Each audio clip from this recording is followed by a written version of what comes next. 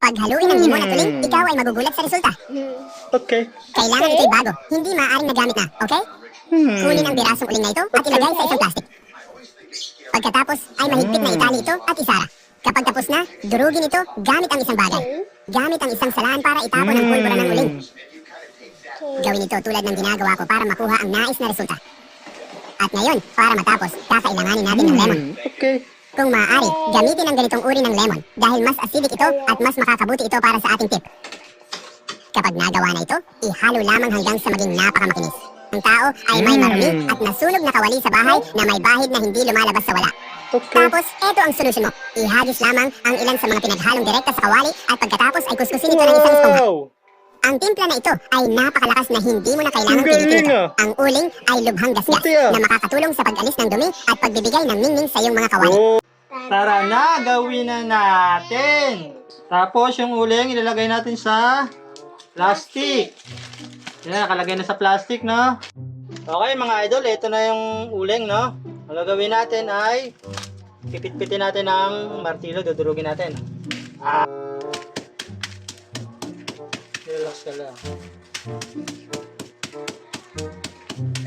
Ito na mga idol, nadurog na namin ang uling. Tapos ilalagay namin dito sa lagayan, no? Yan, no?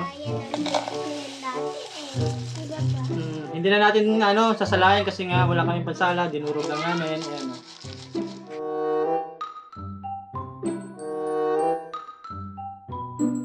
Okay na mga idol, mag-iwan na tayo ng kalamansi. Wala tayong lemon, kalamansi na lang. Ikaw taga-piga. Pigay natin ha mga idol.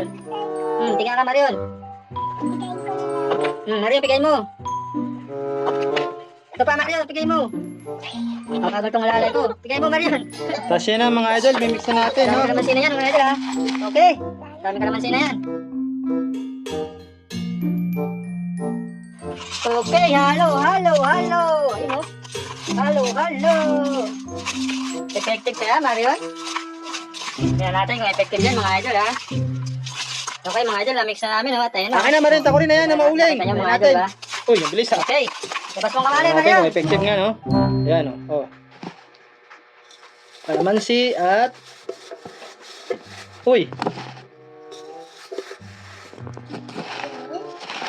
Parang mali ata yung ginawa natin ako. Hindi umipik, ha? Ay, pumuti naman kahit pa paano. Ha? Ito. Ha? Hindi, pumuti kahit pa paano. Oh, dito. Hindi siya pumuti, mga idol. Naprang tayo. Ano? Pero hindi siya nakukuha yung mga sobrang itim. Yung mga ano lang. Munting ano lang. Ayun, nakukuha naman. Oh. Diba? Okay pa rin mga idol. Nagawa natin. Hindi naman masyado na puti pero medyo nabawasan. No?